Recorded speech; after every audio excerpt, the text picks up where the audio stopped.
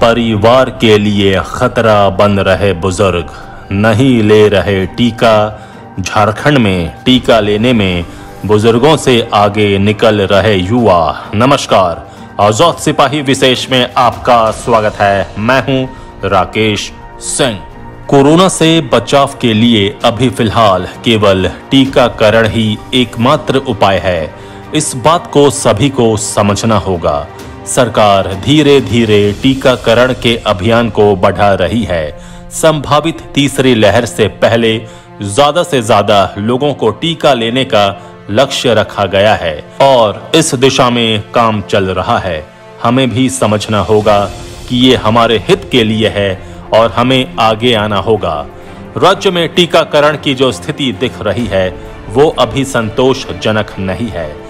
राज्य में 3.25 करोड़ आबादी मानी जा रही है। इनमें से अभी केवल 38,13,000 लोगों ने टीका लिया है, जबकि टीकाकरण का अभियान जनवरी से शुरू हुआ था। शुरू के कुछ दिन हेल्थ वर्कर और फ्रंटलाइन वर्कर को टीका दिया जा रहा था। जैसे जैसे टीका का उत्पादन बढ़ा, आम लोगों तक ये पहुंचने लगा। पहले बुजुर्ग, फिर मध्य आयु और इसके बाद युवाओं के लिए टीकाकरण शुरू किया गया। कहते हैं कि बारिश में जिस तरह छाता हमारी रक्षा करता है, वैसे ही बुजुर्ग छाता बनकर परिवार की रक्षा करते हैं। कोरोना से बचाव में बुजुर्ग अपनी इस भूमिका को भूल रहे हैं।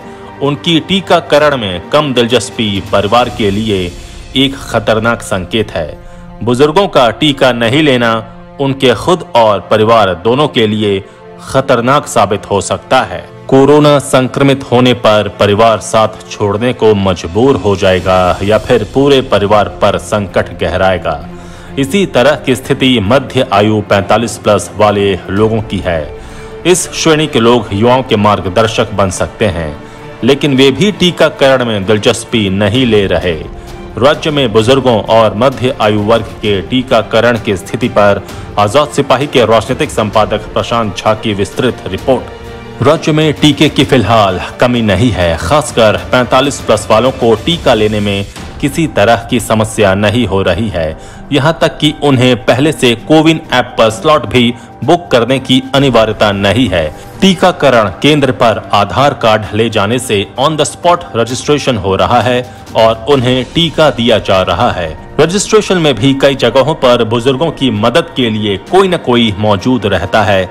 इसके बाद भी 45 से 60 या इससे ऊपर के लोग टीका लेने में कोताही कर रहे हैं।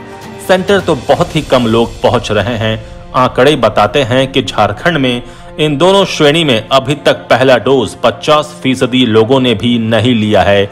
वहीं इसका उल्टा युवाओं यानी 18+ वालों में टीका लेने की होड़ लगी हुई है। उनके लिए अभी फिलहाल टीका भी कम उपलब्ध है। कई दिन इंतजार कर युवा टीका लेने के लिए स्लॉट बुक कर रहे हैं और टीका लेने के लिए उत्साहित हैं।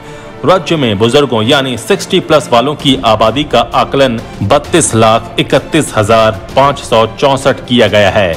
इनमें से 38% यानी 12,36,684 ने ही टीका का पहला डोज लिया है। इस श्रेणी में दूसरा डोज लेने के लिए 3,14,058 बुजुर्गों का समय आ गया है। इनमें से 77% यानी 2,83,079 ने दूसरा डोज भी ले लिया है। यानी अभी तक राज्य के 32.31 लाख बुजुर्गों में दोनों डोज टीका लेने वाले केवल 2.43 लाख हैं। क्या ये संतोषजनक स्थिति है? क्या घर के वैसे बुजुर्ग जिन्होंने अब तक टीका नहीं लिया है, उन्हें इस बारे में सोचने की जरूरत नहीं है? आखिर वे परिवार को कहां ले जाना चाहते हैं? बुजुर्गों को तो चाहिए कि वे खुद टीका लें और मध्य आयु के लोगों को प्रेरित करें, क्योंकि उनकी छाया में रहने वाले 45 से 60 साल के लोगों की भी टीका में दिलचस्पी बहुत अधिक नहीं दिख रही है। राज्य के 45 से 60 साल के बीच के लोग भी बुजुर्गों की राह पर ही हैं। स्वास्थ्य विभाग ने इस श्रेणी में 51,55,155 लोगों के होने का अनुमान लगाया है। इनमें से 25% यानी 13,05,739 लोगों ने पहला डोज लगाया है। वहीं अब तक 2,03,845 को दूसरा डोज भी लग जाना था, जबकि केवल 79% यानी 1,60,942 लोगों को लगा है। यानी इस श्रेणी में भी अब तक दोनों डोज टीका लगवाने वाले 1.60 लाख लोग ही हैं। ऐसे में सितंबर अक्टूबर में कोरोना की जिस तीसरी लहर के आने की आशंका जताई जा रही है, उससे कैसे बचाव कर पाएंगे?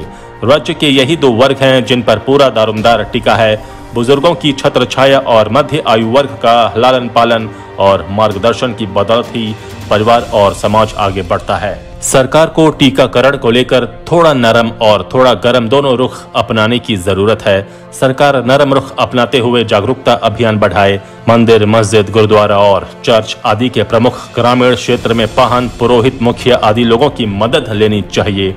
उनसे टीकाकरण को लेकर घोषणा करवानी चाहिए। राज्य सरकार को अब टीका पर राशि खर्च नहीं करनी होगी। इसके बदले सरकार टीका लेने वालों को कुछ सहूलियत दे सकती है। टीकाकरण केंद्र पर ही खाद्यान्न उपलब्ध कराया जा सकता है।